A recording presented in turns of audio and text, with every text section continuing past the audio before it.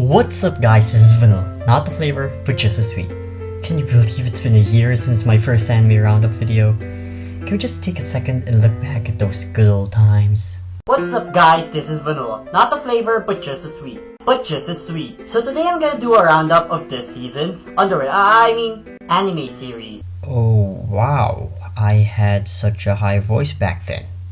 What happened? Oh right, I became an adult. Anyway, welcome to the Summer 2017 Anime Roundup, where I talk about the shows that premiered during the given season. And what can I say about this season?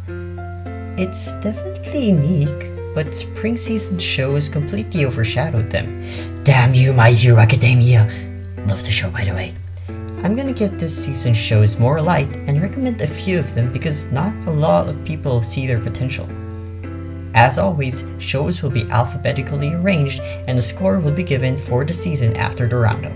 Without further ado, let's get started. First on the list is 18 If. This is a show that I'm surprised no one's talking about.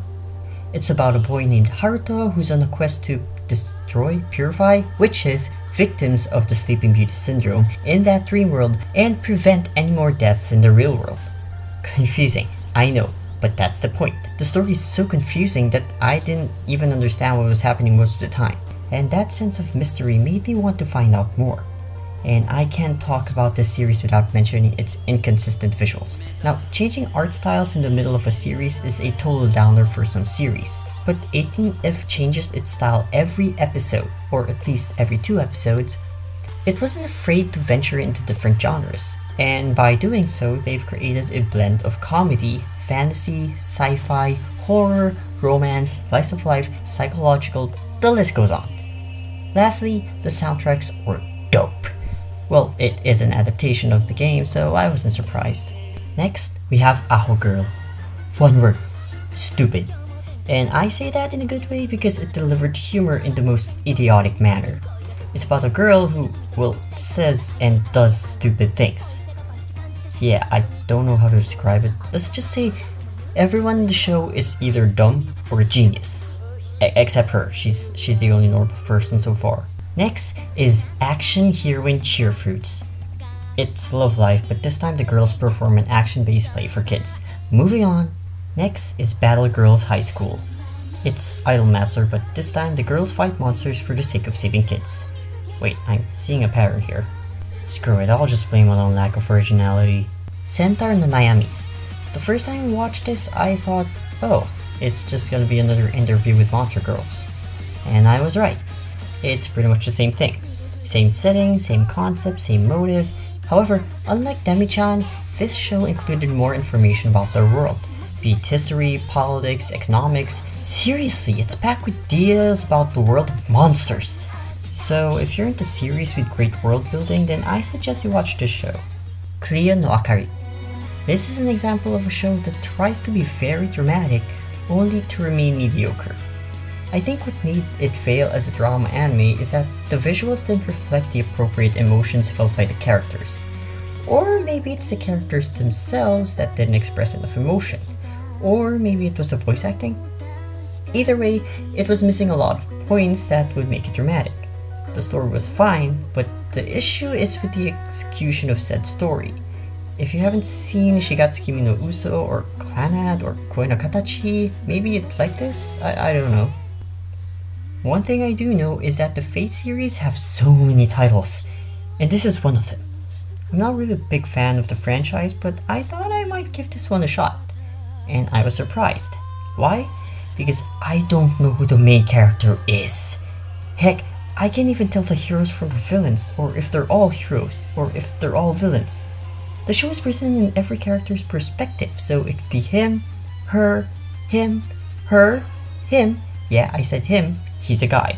It's your fault for getting your hopes up. The visuals were spectacular, probably because A1 didn't work on it. Anyway, I very much recommend this series, even if this is your first Fate title because it's a standalone series. Gamers. There's a limit to how much misunderstandings a group of friends can have. And then there's gamers. Basically, it's about this guy who's forced by this girl to join the gamers club. Roll credits. Oh wait, no, because he didn't join. From then on out, misunderstandings popped up like random encounters on an RPG. It's just one misunderstanding after another. Seriously, how can the characters be so dense? I'm a gamer, and I'm not that dense. Still, it's because of those misunderstandings that I tuned in every week. So, if you're into rom-com, then you need to check this out. Isekai Shokudo. First Food Wars, now this? Guys, I can only fit so much food in my mouth. Give us a break.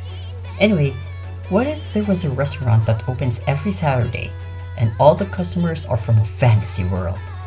That's pretty much the show in a nutshell because apparently mythical beings have never heard of a restaurant. Jokes aside, this show makes fantasy and slice of life so well that it became a great dish served with gravy and shrimp. Isekai wa smartphone to tomo ni. Another isekai show! Give this man a medal!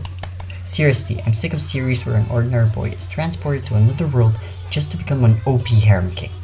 And apparently this show felt the same way, so they took all that and made a parody out of it. And so for comedy's sake, the most powerful item in this anime is a smartphone with God's contact number. If you watch it as a fantasy harem anime, you'll just hate it. But if you watch it as a parody, you'll appreciate it a little more. Speaking of harem anime, let's talk about Hajimete no Gyaru. Before I begin, let me ask you guys, what do you guys think gyarus are? Fashionable? Rude? Slutty? Well, you'd be right, but apparently the author didn't know that. Apart from physical appearance, the main heroine acted more like a tsundere than a gyaru. That goes to the other female characters as well. They all look like gyarus, but they don't act like gyarus. And don't even get me started on the MC. He's too generic. Also, there's this fat guy who should really go to jail for pedophilia. If it weren't for the dubbed version, I would have hated this anime. And don't even think the uncensored version can save it because it didn't uncensor Jika no Shiaisha. At first, I thought this was gonna be another one of those shoujo anime where the girl is surrounded by supernatural pretty boys. That's what it looked like in the first episode. Then my opinion drastically changed when I found out that this guy is this guy's dad. Oops, you spoiled it! It's in the first episode. Chill. I mean, the story is about fighting monsters that take people's time. So there had to be at least one ironic twist. Anyway, as a whole, this show was fun to watch, and it's a battle shonen anime with a mix of family bonding. Give this a shot if you enjoyed shows like Pandora Hearts or, dare I say, Dragon Ball GT. Chikoku Shoujo, Yoi no Togi. I didn't put this on the sequel break that you'll see later because this installment needs to be discussed. Now, I've been a fan of Chikoku Shoujo for a while, and I was ecstatic to finally watch the 4th season. And I liked it.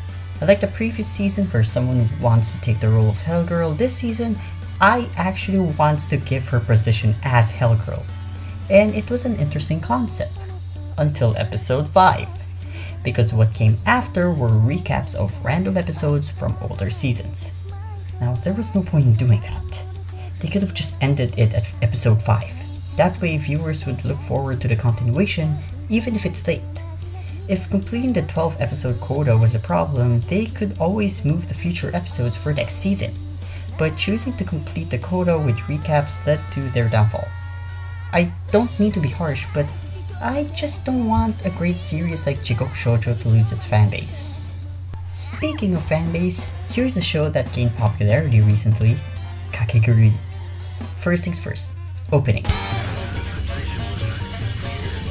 I freaking love that opening.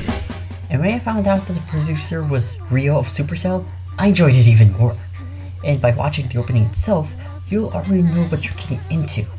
It's a gambling anime with crazy but hot characters, most notably Jabami Yumiko. And can I just say, she's the best gambler I've ever seen. Okay, there's also the guy from Kaigi, but he's not as crazy as Yumiko. I think what makes this series thrilling is that while you know Yumiko's gonna win, you'll never expect how. And the risks she takes are so inhuman that no sane person would bet whatever she has in store. All in all, I enjoyed every episode and I recommend it to those who like pantyhose as much as I do. Keppeki Danshi, Aoyama-kun. So you probably hate me for putting this on the roundup but not dive or ballroom eyokuso. Simple. I don't want to wait every week for new episodes, especially when it's sports anime. But why Aoyama-kun, you ask? because it's not exactly a sports anime. It's a comedy anime about sports. There's a difference. I mean, the MC, Aoyama, isn't really your typical shonen character. In fact, he resembles Sakamoto more than anyone. It has a really funny cast, so if you want to get a laugh or two, then I recommend this series. Knights in Magic. Wait, is that a typo?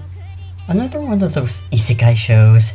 A man is reincarnated as a Shota into a fantasy world where magic and Gundam exist.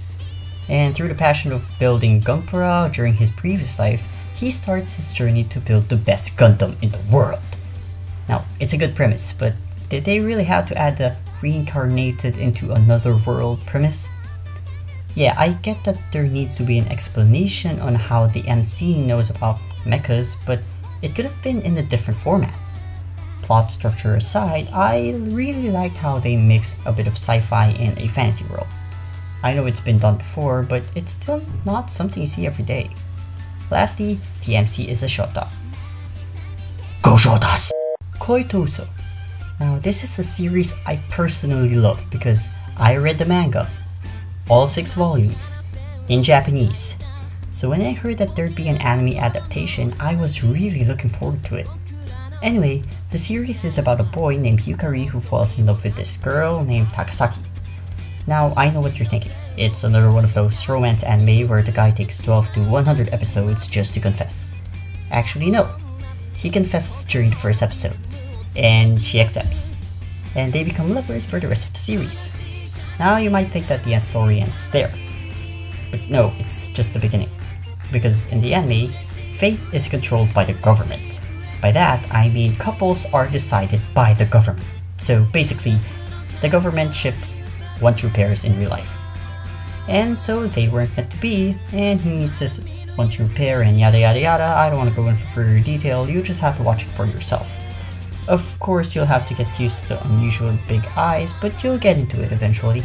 Konbin Karishi. Yep, it's another romance anime. But is it shonen romance or shoujo romance? I never really found out because it's hard to tell. Anyway, it's about a group of friends who hang out in a convenience store and fall in love with one another.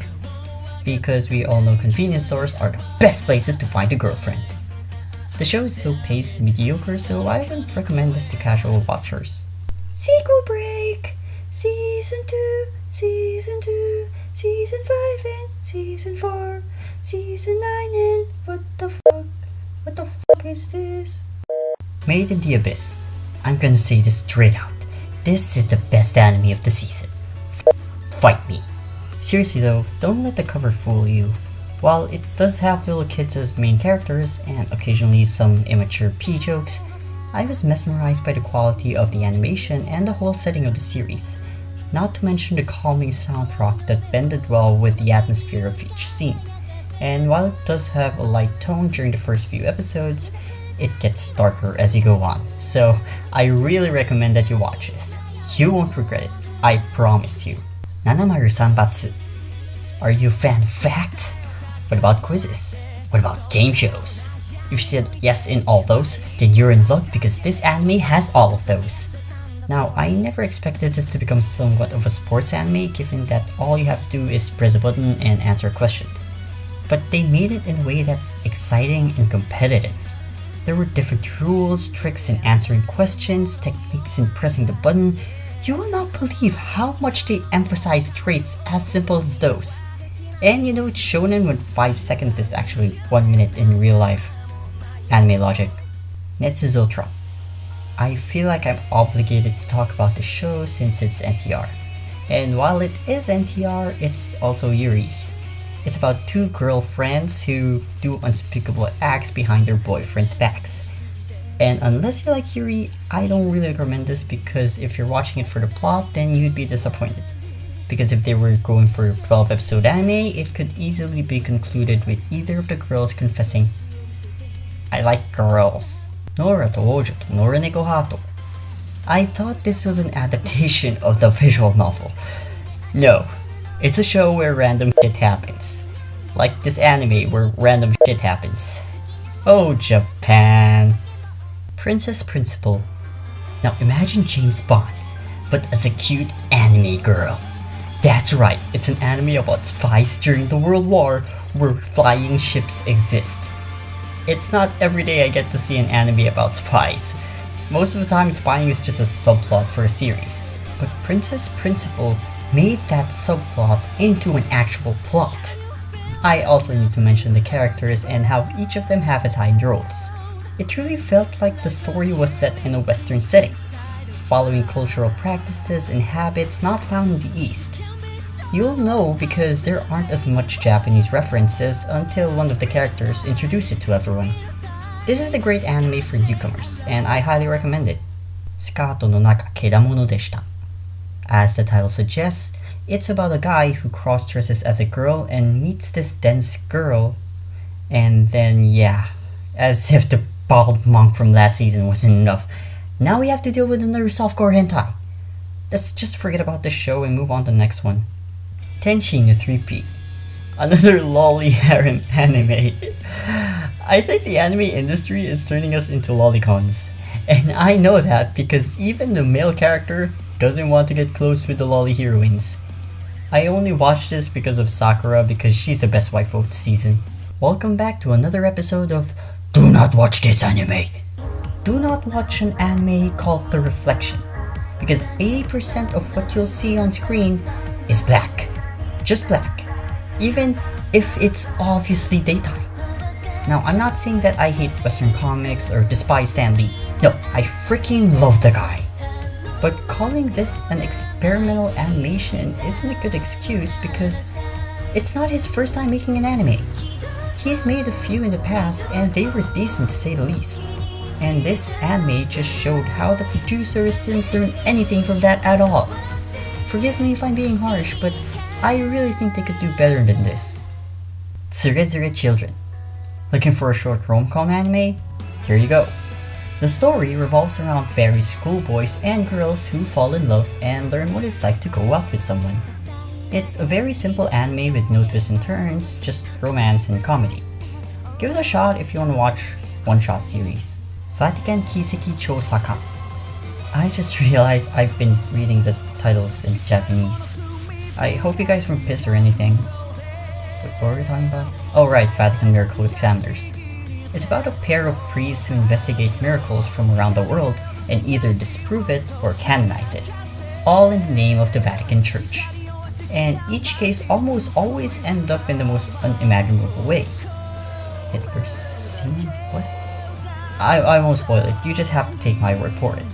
If you're into mystery and detective series, I recommend you watch this. And you can ignore the BL stuff going on. Yokai Apartment no Yuga ga Nichicho.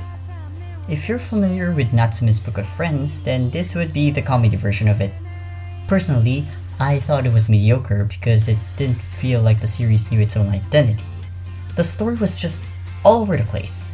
Still, give this a chance if you plan on watching something decent. Before I talk about the last series, here are some shows I left out. I will remember you. Remember to watch you soon. Lastly, let's talk about Yokuso Chitsuryoku Shijo Shuji no Kyoshitsu e. Wow, that's a mouthful. The show takes place in a school made for the elite, and the rules are so strict that failure to abide by them results to an expulsion. Not to mention the source of money comes from the school and the amount will depend on your behavior. And I thought Matilda had it rough. A lot of people have been comparing this to Origairu because of how similar the characters look and act. I beg to differ. For one, Hachiman is a pessimist who views the world in a negative perspective. Ayano Koji, on the other hand, doesn't give a damn about anything. He approaches things in a calm and rational manner, like Light from Death Note. So for those who haven't seen this show yet, don't come in thinking it would be like Origairu.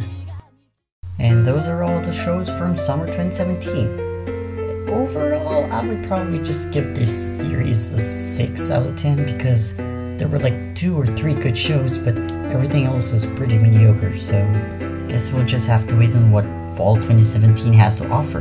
But until then, I hope you enjoyed, and if you did, leave a like and subscribe down there for more videos like this. As always, this is vanilla, not the flavor, but just as sweet.